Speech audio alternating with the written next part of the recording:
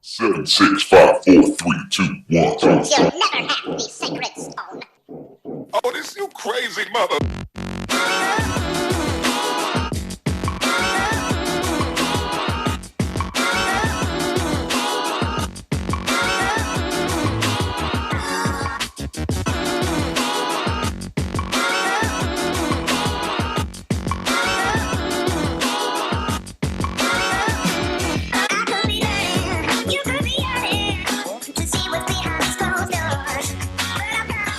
Back to Sports Talk Philadelphia. Welcome back, fans. Big exciting night. The Flyers just got done 3-2. Well, that's what the series is now, 3-2, because the Flyers just won in overtime. We're recording this real late, real delayed because the game went really late. So I have all my favorite panelists on. I have Caleb Flieger here, Jamie Smith, Tyler Small, Shaban Nolan here to talk a little Flyers, a little Phillies, no more Sixers, because the Sixers unfortunately suck. So let's start off. I had a rundown for the shows. Did they win tonight? That was there's a little flow chart, and the flow chart went no, and that was going to be a real sad episode. But then they won, so now we have a good episode. So let's start it off. Who wants to go first? How happy are you that the Flyers just won? Extremely. I think our offense really showed up tonight, which I wish that they would do that more consistently. But I really thought that we were about to force Danny Briere out of retirement to get us a playoff goal. But they really came through. You know, that overtime was nervy, but they fought for it and they didn't give up, and they went for it every time they had the puck. So I wish they could have done it in regulation, but I'm proud of them regardless. So I'm happy. Yeah, I just wish they could have kept that 3-1 lead, and instead they had to let go of those two goals. Those were two soft goals by Carter Hart, but they were able to pull through at the end. I'm happy that we were able to finally see Giroux finally pull through with a goal tonight. It's his first playoff goal, and we're really happy to see that. But yeah, I'm really happy about this, and we'll see what happens for the rest of the series. Yeah, I mean, I gotta say, Siobhan, it is good that, well, it obviously wasn't good that they had to blow that lead, but I thought it was a really good sign seeing them score late, because you hit the head on the nail. That's been their problem. In the third or overtime of each game this series, they've given up 10 total goals. You're not going to win a playoff series like that if you keep blowing leads like that. They've just looked like an uglier team after 40 minutes. I mean, their pass percentage drops 14% going into the third period. It was great to see them actually salvage the win here, but hopefully that means better things going down the road, since they've proven that they can win a late game. And I completely agree with you, Tyler, because it's great that we can pull off these wins, but we can't only show up when the series is on the line. We have to show up consistently, and not just when we're facing complete elimination from the playoffs. Exactly. Caleb, no thoughts? Yeah, I thought it was just a good win overall. I mean, it can be very discouraging when you go down 3-1 in the series. I mean, there's not a really high percentage chance you come back from that. But I thought they played really hard tonight. It was a great W. So hopefully they can come back in Game 6 and get another W, so we can push it to Game 7. Completely agree. So yeah, it was a good goalie matchup. Right now, I'm forgetting his name, the guy on the Islanders. I think he has a little bit of an edge on Carter Hart. I don't know what your guys' thoughts is on that, but what is his name? If anybody can tell me his name. It's something Russian. Yeah, well, it's definitely something Russian. I don't know what it is. I'm not a hockey guy. Varlamov. Yes. Yeah. I was I knew it began with a V, something like that. Yeah. I mean, he just can't. It's tough to do when you come into a series. He has the major age difference over Carter Hart. Obviously, most goalies in this league do. But coming into the game, 29 for 29 on saves in Game 1 for a shutout against the Flyers and just an utter domination game. That's a trendsetter. And I don't believe that I think he's taken one game off this entire series. So he's really been locked in, where Carter Hart is learning to pace himself, because it's pretty difficult when you take months off to come back into a season where pretty much every game matters besides the seeding games at the beginning. So he's been a little outmatched, and that was the only other takeaway I really had from this is the Islanders stars were showing up a lot more than the Flyers stars were. Going away from the goaltenders, I mean, Konechny and Drew finally cracked through. where Brazel and Eberle just had their way with things, especially early in the series for the Islanders. So it's definitely good to see. Hopefully, the Stars start coming back and collecting some points, and especially just good to see Van Riemsdyk in this game. First goal since February 28th. I mean, that's just really good to get that monkey off your chest. Yeah, I don't even know what happened. I come up to put on my suit because we're dressing, and then by the time I came back down, it was 3-3. They were up 3-1. I don't know what happened, but luckily they pulled out a win, so that's a good night. And then another good win tonight was the Phillies. The Phillies are on a little bit of a hot streak tonight. What do we think? Does it continue? I think the past week they're like 6-1 or something like that. I don't know, but Tyler, what are your thoughts on the Phillies? Obviously, you got to be happy with it. I mean, they were the only team, and I'm going to do my own little segment on the entire trade deadline, but they were the only team to really make a splash before the trade deadline. The trade deadline wound up being a lot better than we thought, and the Phillies didn't get a marquee name or anything, some of the bigger names to go around. However, I really like David Phelps, and here's why. Adam Morgan is the only true lefty they have in that bullpen, and everyone was mad that they didn't. They got 3 righty arms instead. But David Phelps, especially with the Joe Girardi connection back in New York, he is 50 points better average-wise against lefties. So you have that lefty push that you're getting, even though it's not coming from a southpaw. So I think that's going to be great, but just the offense has just been clicking. I mean, Rhys Hoskins has finally gotten his bat together. JT Realmuto and Bryce Harper have been good throughout the season, and Kingery finally turning it on. I think it took that walk-off against the Braves to really kick it into action. So got to love what you're seeing out of Philadelphia. Yeah, like Bryce Harper said a week ago, I mean, they need to win 10 games in a row to get back in the division. Mm-hmm. I mean, they're in dead last for a while now. I mean, they've won the past, I think, 7 out of 8 games, which is really good. Tyler, like you said, Rhys Hoskins is finally turning it on. He's batting in, like, the low 200s for most of the season. Now he's probably up to, like, 275. I know he's probably got 5 home runs in the past 7 games. So he's been really turning it on. The bullpens even look decent. I mean, they're not great, they're not stellar, but they get the job done for now. I mean, it should get them into the playoffs for now, but I don't think any of the trade deadline moves that they made. David Phelps was a good one, but I don't think that any of the moves that they made make them really of a contender in the postseason. Yeah, and I agree with that. And again, I don't want to step on my toes too much, but for later. But you didn't see any real contenders go for it at the trade deadline because they liked who they had in-house. And luckily, so far, knock on wood, the Phillies really haven't had too many injury problems. That's pretty much what it was, where the trade deadline was those 7 or 8 teams with the new expanded playoffs really going for it because they realized they can get a playoff bonus or even make a run because there's no home field advantage. So I think that the Phillies proved themselves, because that's what they say every year for a team that doesn't go big at the trade deadline. It's because they believe in you. They think that they could win with that squad. So they knew they needed bullpen help because their bullpen was historically bad for the first month of the year. However, I think that they realized that this offense is World Series caliber, and then once you get to the playoffs, you only need 2 to 3 starters, and they have that in Nola and Wheeler because Nola and Wheeler have been 2 legitimate, going back and forth for ace caliber numbers this entire season. Yeah, all you need is the bullpen to be solid because you got Hoskins, Harper, and Realmuto right in a row. If you have them playing like they are now, and then Wheeler and Nola playing like they are, you just need the bullpen to play solid. I mean, they can maybe make a run in the playoffs, but yeah, it all comes down to the bullpen because they are pretty atrocious. Yeah, and just finishing up on your point about Hoskins, I looked it up while you were talking. He went from an 886 OPS a week ago. Now he's at 946. I mean, he just needed that hot week to get back to being one of the top first basemen in the National League.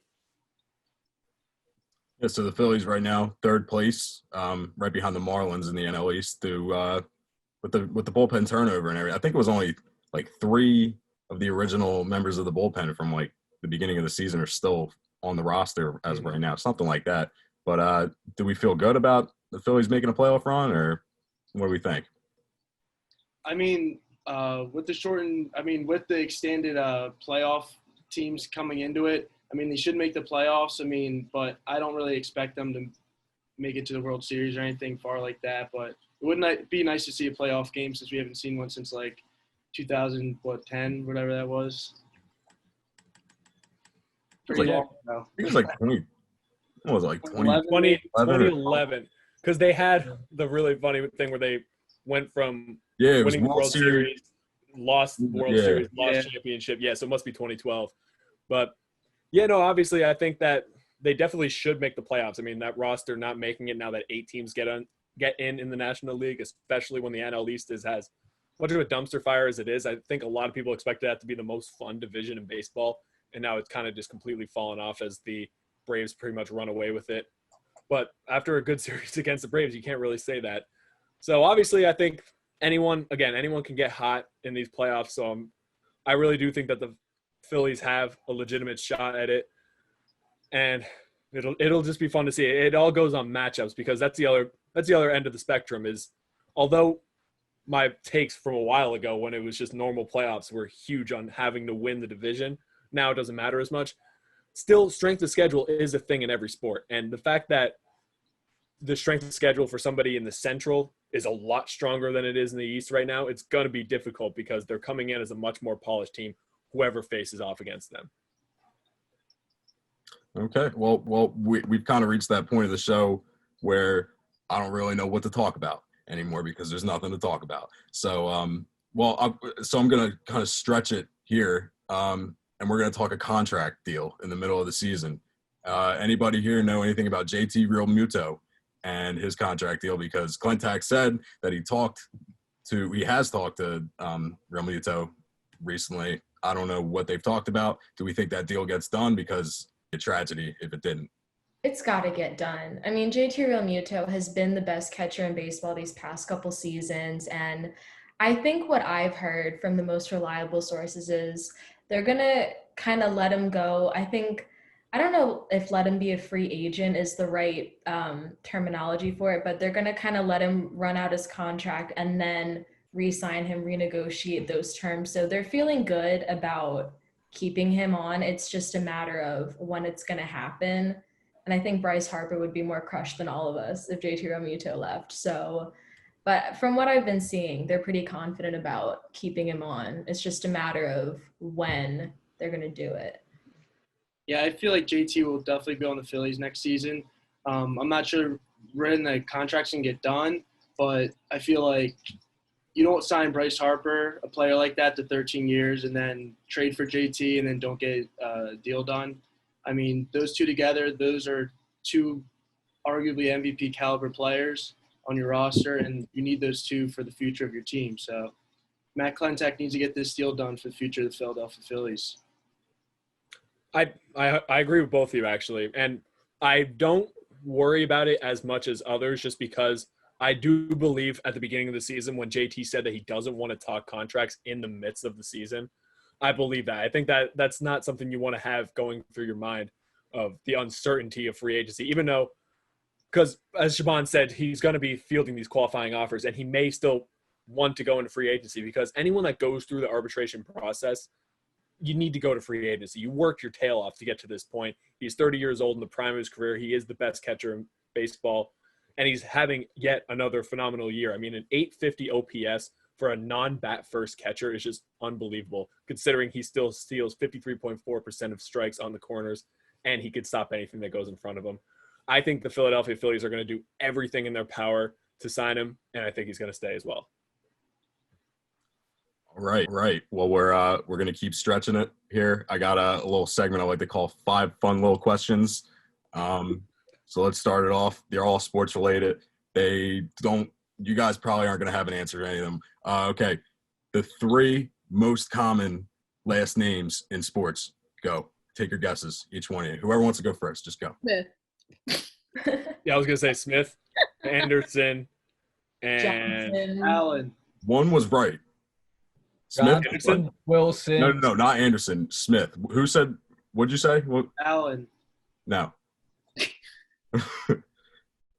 We got Smith. James.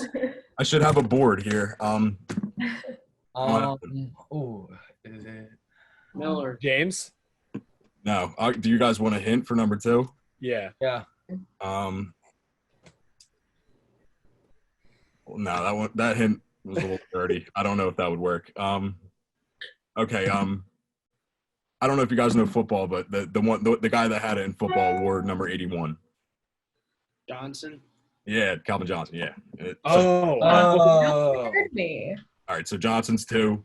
Number 3. Do you want a hint or?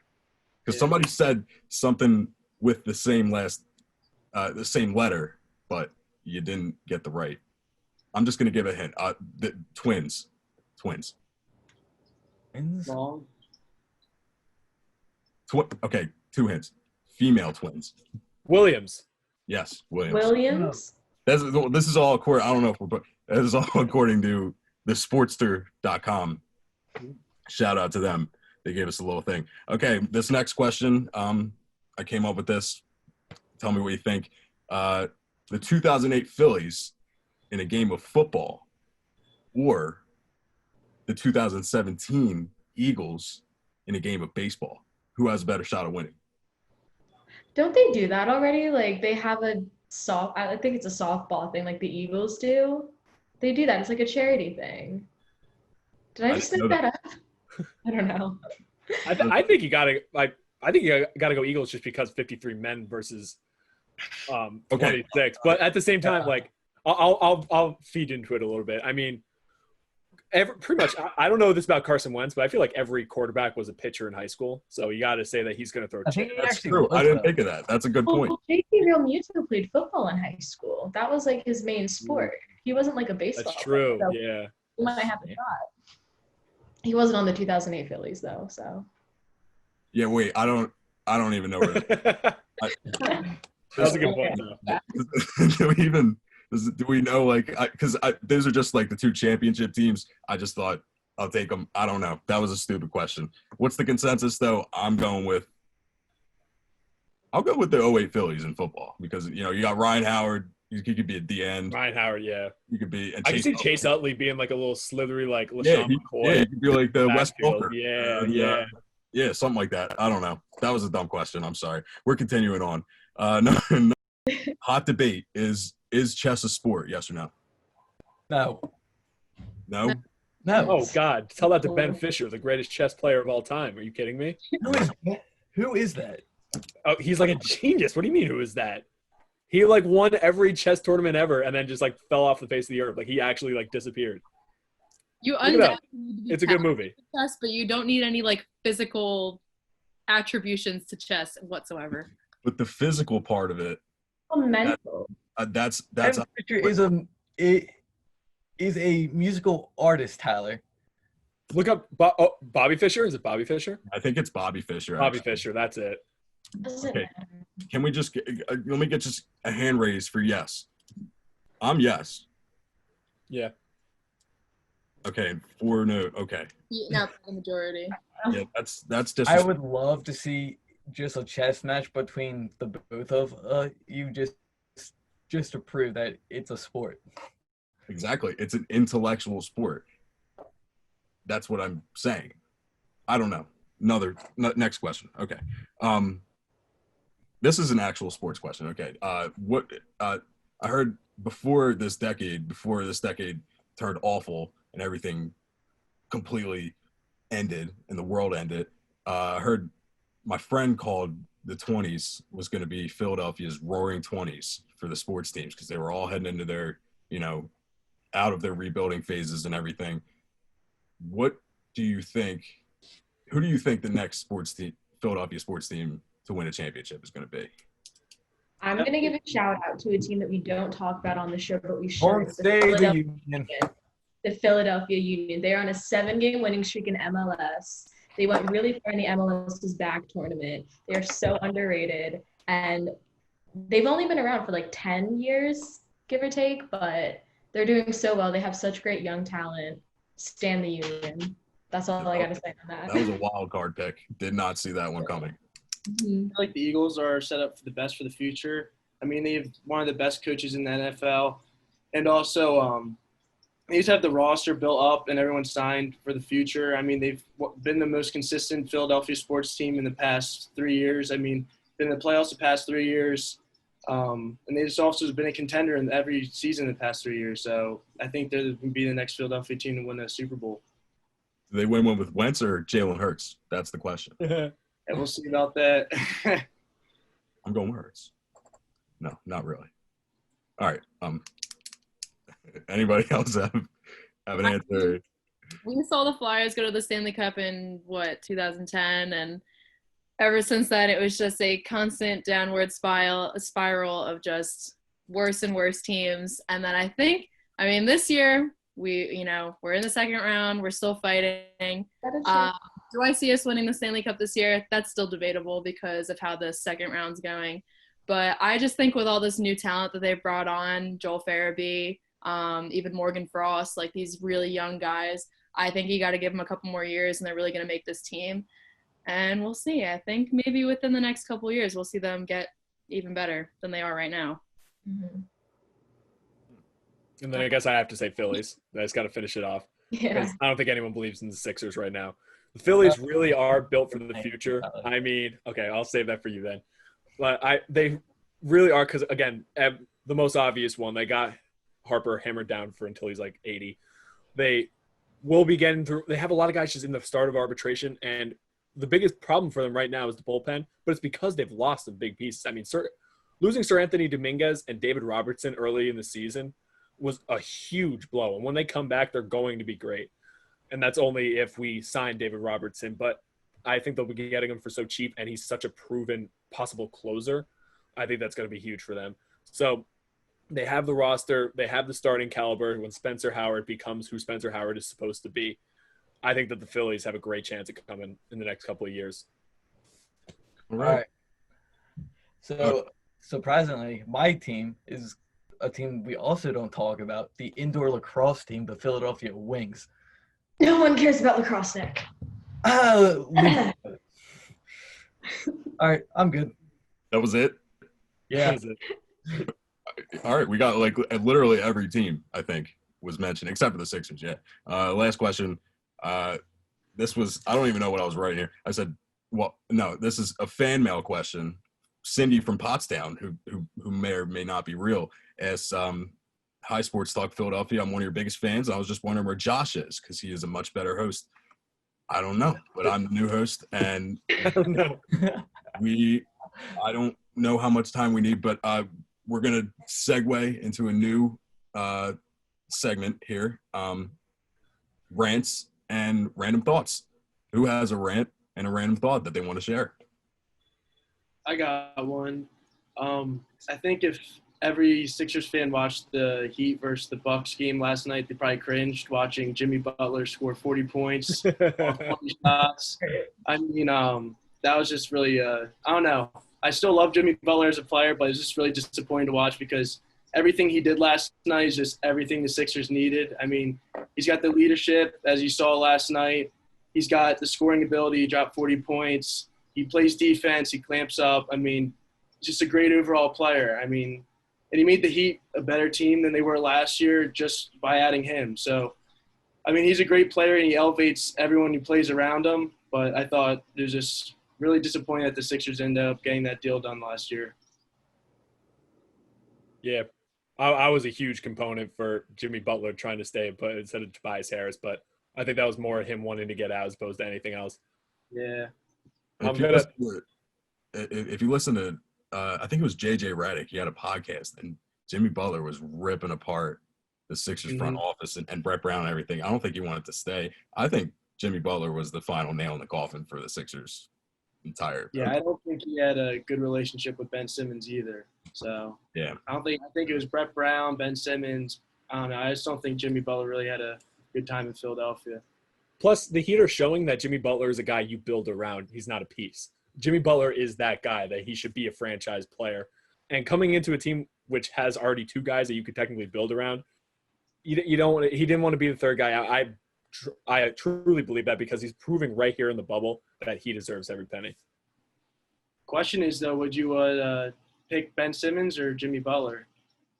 Jimmy Butler, easily. Yeah. But that's kind of easy to say right now. Yeah, it's true. All right. Well, I think that about does it for this week of Sports Talk Philadelphia. Thank you, LaSalle TV. Thank you, everybody, for watching. We'll see you next week.